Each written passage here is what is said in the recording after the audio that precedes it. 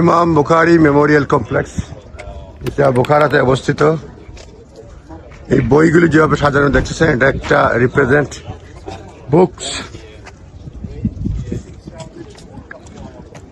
ইমাম Bukhari Memorial complex.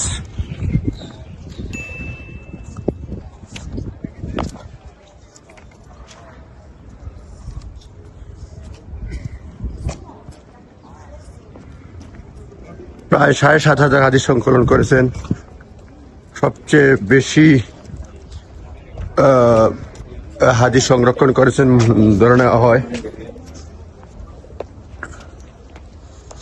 এটা ministry of culture এটা প্রিজার্ভ করতেছে।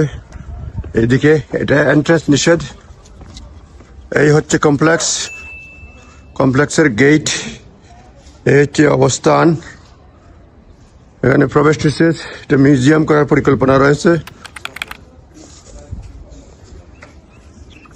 মেমোরিয়াল কমপ্লেক্স, এখানে হিস্ট্রি রয়েছে, এখানে সবকিছু লেখা রয়েছে। মেমোরিয়াল কমপ্লেক্সে সিকিউরিটি গার্ড রয়েছে, পাবলিকের জন্য অ্যাক্সেস নাই।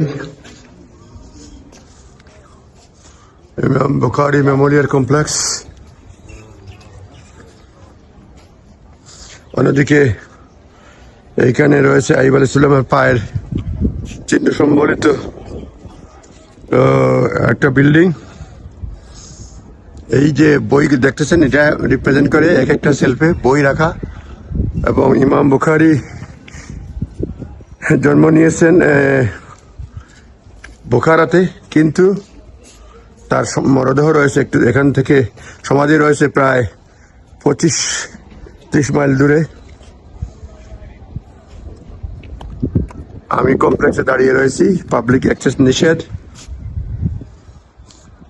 মেমোরিয়াল কমপ্লেক্স যেটা বলা হয়, এবং তার হাদিস ধরে নেওয়া হয় যে অথেন্টিক এই বিল্ডিং এর কারণে।